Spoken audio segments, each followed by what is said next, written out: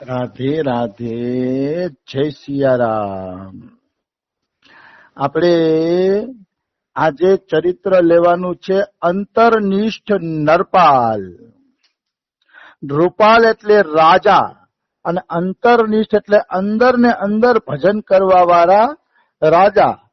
એનું આજે ચરિત્ર લેવાનું છે અંતરનિષ્ઠનું.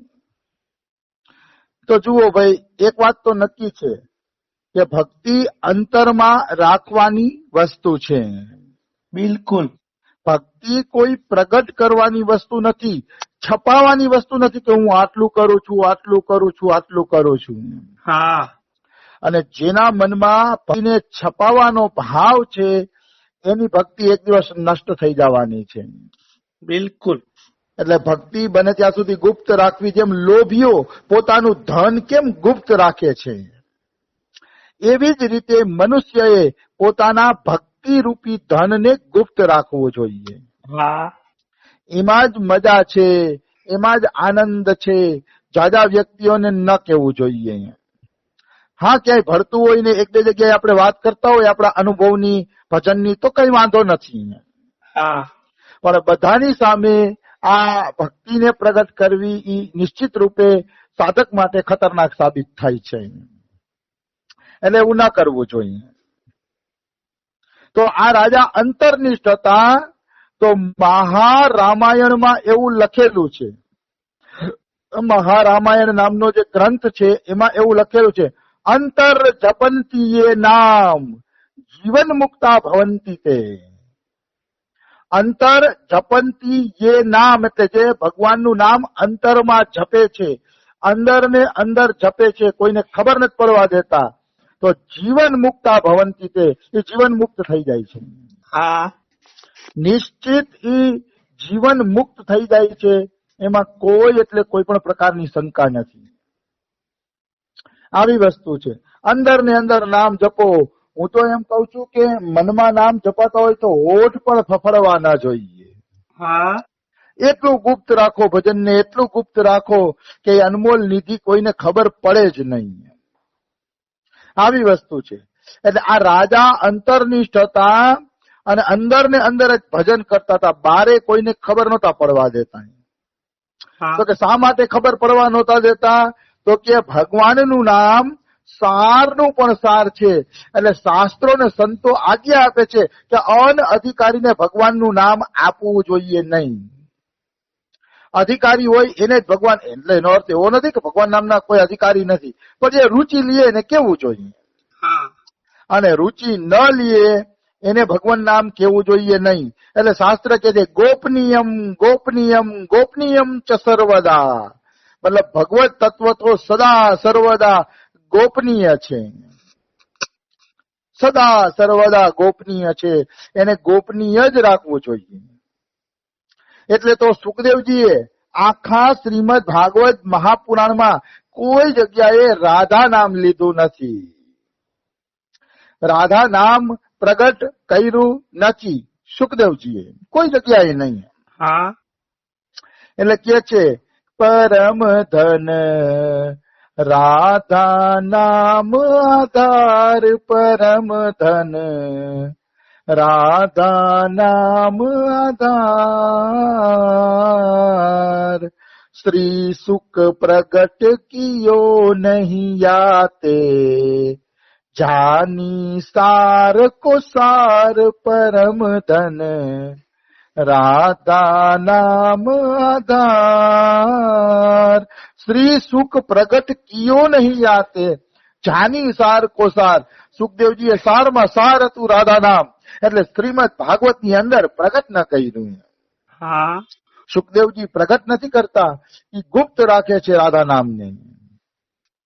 આવી વસ્તુ છે.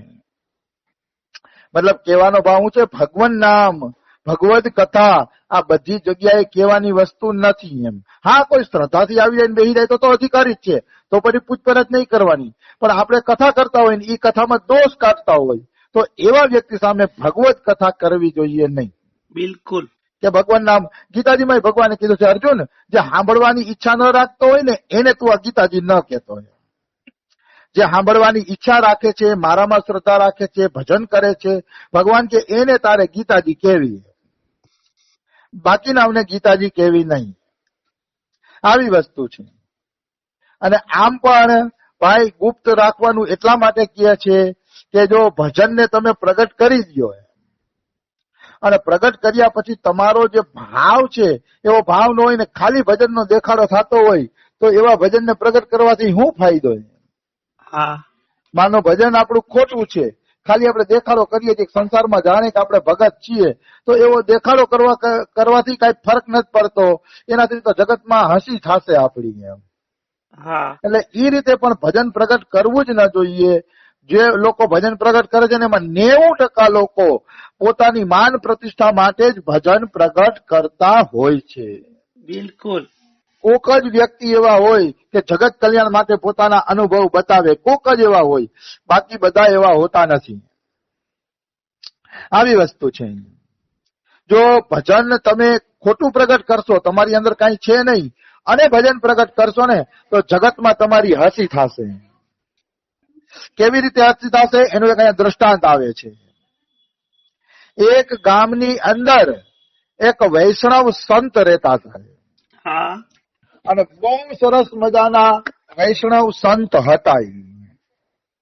બહુ સરસ ભાવ સાથે પ્રભુનું ભજન કરે. એટલે એમના સત્સંગથી ઘણા લોકો વૈષ્ણવો બની ગયા. એમના સત્સંગથી હા તો ઘણા લોકો વૈષ્ણવ બની ગયા ને તો એક વખત ઈ ગામમાં એક બ્રહ્મજ્ઞાની આવ્યો. ઈ ગામની અંદર એક કોરો બ્રહ્મજ્ઞાની આવે છે અને બીજી કઈ ખબર ન પડે, બ્રહ્મજ્ઞાનની મોટી મોટી વાતો કરે ખાલી. તો બ્રહ્મજ્ઞાની આવી ગયા ને એટલે બધાને ઉપદેશ દેવાનો પ્રારંભ કર્યો. ઓલા બ્રહ્મજ્ઞાનીએ એ ઉપદેશ એવો દેતો હતો કે અરે શું તમે આ વ્યર્થ પ્રપંચ કરો છો? એ કે ગંગાજીમાં સ્નાન કરવું, ઠાકોરજીની પૂજા કરવી ને એને ફૂલમાળા ચડાવીને આ બધું શું છે? એ કે આ કઈ નથી. અરે તમારા શરીરમાં જ ગંગા છે, તમારા શરીરમાં જ યમુના છે, તમારા શરીરમાં ઘટમાં જ રામ છે, કૃષ્ણ છે, બધું અંદર જ છે, ઘટમાં જ છે.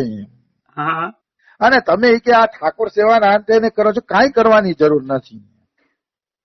આવી રીતે બધાને નાસ્તિક બનાવે. બોલો હા ભાઈ, જો એક વાત તો હું ચોખવટ કરીશ, કારણ કે હું જ્ઞાન માર્ગને માનું છું એટલે ચોખવટ કરવી મારે જરૂરી છે.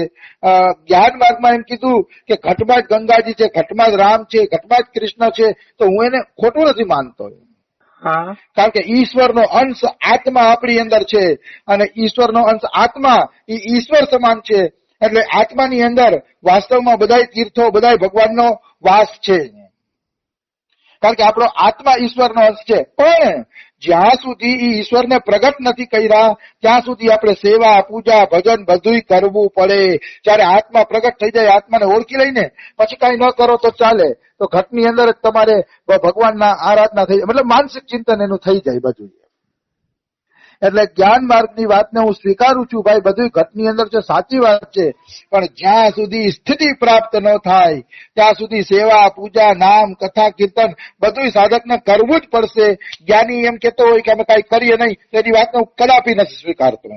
હા એ નહીં સ્વીકારું. કરવું તો પડશે ભજન. એ તો ઈશ્વરની કૃપાથી આત્મા જાગ્રત થાય, અને આત્મા જાગ્રત થાય ને પછી તમને બધું આત્માની અંદર જ દેખાય.